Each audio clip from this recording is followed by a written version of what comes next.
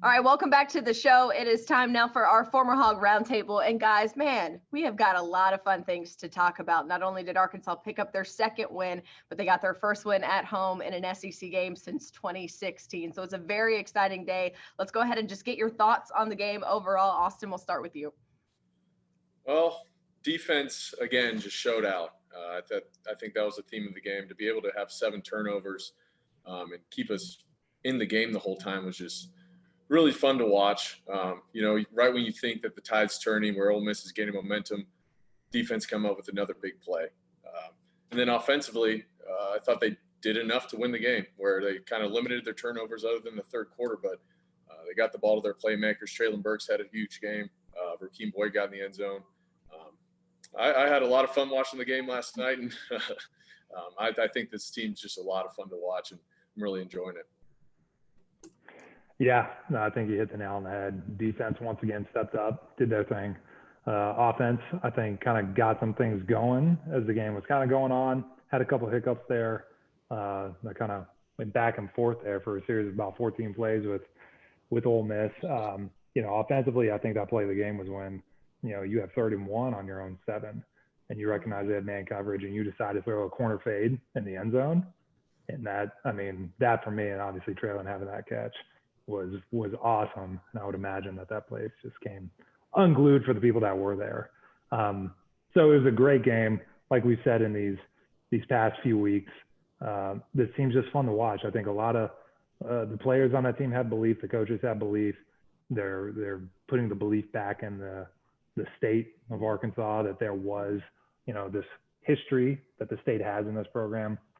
So things are very, very bright for this program and for the state. That catch by Traylon Burks, SportsCenter top 10. And we have DJ Williams here on Saturdays, and he's played with a lot of good receivers, especially from Warren, Arkansas. And he said that Traylon Burks might be one of the best to ever put on a Razorback uniform. This kid is going to be really special, and he's only a sophomore. Travis, what do you see from him that just really pops out to you? I think he's just, scratching the tip of the iceberg right now. I think he's got the intangibles.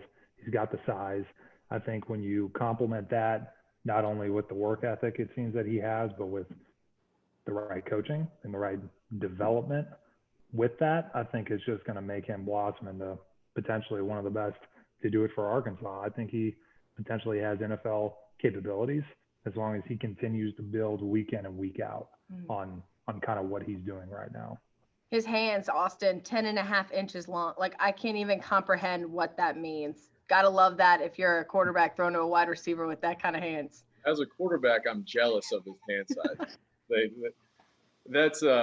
He probably has one of the biggest hands in college football. But for me, when he walks out on the field, he's a coverage nightmare for that defense, where he's a matchup nightmare. And he's all of 6'3", 230 pounds, and he gets the ball on the edge, and you see him take off, or people are taking the wrong angles because they don't think he can go like that. But he's all 4.4 speed, and good for Felipe. Every time it seems like it's one-on-one with Traylon Burks on the outside, he's looking at him and giving him a shot to make a play. And that ball, when he threw in the end zone, he couldn't have put it in a better spot. It's tight coverage, great throw, and then he trusts his guy to go up and make a play. And credit to Felipe for that throw, and then Traylon Burks for just being the type of wide receiver he is. And he's showing really the whole country the type of talent he has.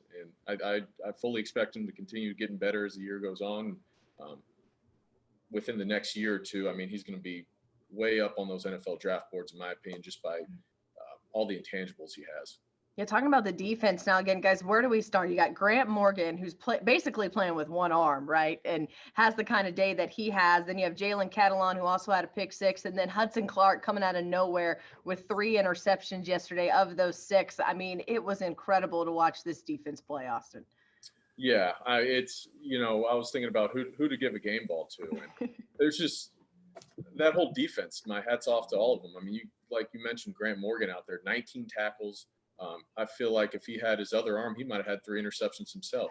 Then you got a guy like Hudson Clark, where coming into this year, I didn't know who he was, honestly, just as I expect, other than guys on the team. But for him to be in the situation that he's been put in, and then week in, week out, be the player he has been. And, he's showing up for all the right reasons. He's in the right position at all times. His eyes are in the right place. And, he's gone up against NFL wide receivers, and he's locked them down.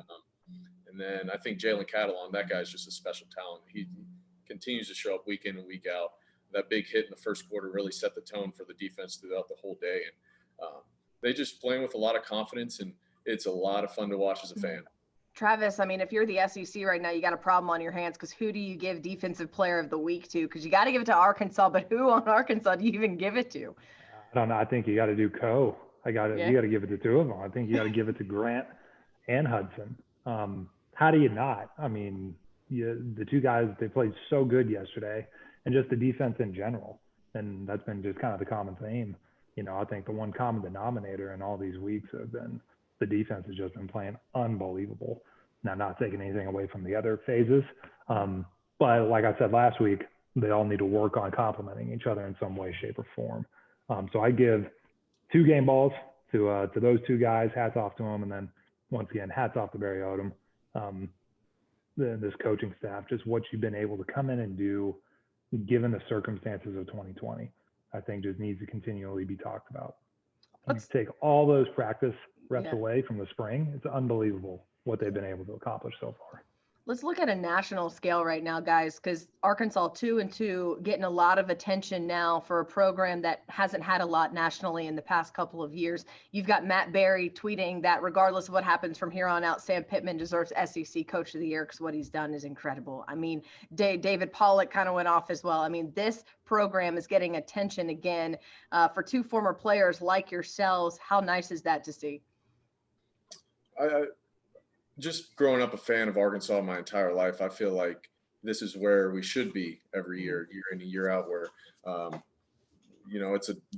it's a great program. We had a tough past few years, but I think Coach Pitt's going to continue with us building it and being on the national level from here on out, where, I think he's doing it with guys who, hard-nosed, gritty players, not many stars out on that field, but it doesn't matter because they believe in the coach, they believe in their scheme, and they believe in the state and the program. They know what it means to put on that Razorback uniform and go out there and represent not only for themselves, but for the entire state. So hats off to the whole team, where it really shows that they want to play hard for Coach Pittman. They want to play hard for the coaches. They want to play hard for the fans. And as a former player, that's all you can ask for, is to watch them compete for 4 quarters and really lay everything out on the line. It should be 3-1, but we'll take 2-2, especially after the past few years. And I don't see it slowing down anytime soon. Yeah, in my head, we're 3-1. There's no question about it. So I'm going to continue with that narrative as long as I can. It's good to see Arkansas get back to where they're supposed to be. And I think everyone's realizing that in the history, like I said before, that this program has. This is a special program. It's a special state, a special area of the state with special people. So you tie all that into the uniqueness of what it means to be a Razorback and that mascot, because that's it. There are very few things in this world that are universal, and the Razorback mascot is one of them. And everyone knows what it is. It doesn't matter where you kind of go in the world. So to see this team get back to that spotlight has been good early on. Now, I think you also need to reel it back in and say, okay, we still have a lot of football to play. Not only a lot of football, but against really good competition as well. So let's take these 24 hours, enjoy this win, definitely celebrate it, but then we got to turn the page as soon as we can. I want to get you guys' perspective on something before we give out our game balls real fast, because we're heading into a bye week, and we talked about it a little bit as a team on Friday and Saturday. But heading into a bye week as a player off a win instead of off a loss, what does that do with the morale of the program, with the tempo of the week? Just what does that mean heading into this week and not having to deal with a loss? Travis? I think it depends on how you go about it. Obviously, it's a positive, but I think sometimes guys, depending on when this bye week falls in the year, they can get maybe tricked a little bit into taking too much time off, depending on how much time the coaches give them. And normally, I would say if they go back home, but I don't think that'll be the case with 2020. Don't get me wrong. It's obviously very good to go into the bye week with a win. I just think those guys, if they can stay on top of a version of what they've been doing during the week, get their bodies back, stay on top of working out, nothing over the top, keep your strength, to carry the same momentum into that next week, I think will be huge for them. I think anytime you can go in on a Sunday after a win, whether it be a bye week or you have a game the next Saturday, it's a different vibe around the whole facility. It trickles down all the way to the janitorial staff, where those guys, I mean, everyone's just in a good mood all across the facility. But for them, I don't think they'll have a post bye week hangover, where I think they kind of take after Coach Pitt and that coaching staff, where those guys seem to be locked in and day out. So I think the coaches will give their bodies a rest, where they're going to hopefully get some young guys some extra practice reps throughout the week, and then maybe give Bumper, Grant, those guys, a much needed week off, where they might go through individual drills, try to lay off the contact. But I think for them to be able to get an extra week against Texas A&M in preparation, I think that just gives us a great leg up with Coach Odom and that whole defensive staff, and then Coach Bryles being able to scheme up some plays. Having an extra week it's a big help. But I don't see them having a hangover, because I think those coaches will do the right thing by the players and keep them locked in. All right, let's give out some game balls. Travis, you alluded to it again, but just to be able to say it again, who are you giving your game ball to this week? It's got to be Hudson and Grant. I mean, I don't see how you can take it away from either of them. Both of them, with the plays that they made, I think that's a huge part of the outcome that we had. It was a team effort, obviously, but those guys came up big. Yeah, it's Hudson and Grant for me as well. If I had to give it to one, it's Grant Morgan. Just the heart he showed out on that field, 19 tackles, 3 passes defended, 1 interception for a pick 6. He left it all out there, and my hat's off to him. I mean, that whole defense really, Hayden Henry coming in there for Bumper Pool and playing lights out. But the game ball goes to Grant. I loved his post-game presser saying how much it means for him to play for the University of Arkansas. I love watching him play. It shows every snap for him, and I thought he played a great game. All right. Well, guys, I appreciate the time as always. Hey, enjoy your week off, and we'll talk to you after this Texas A&M game. Thank you. All right. The Pig Trail Show rolling on after this.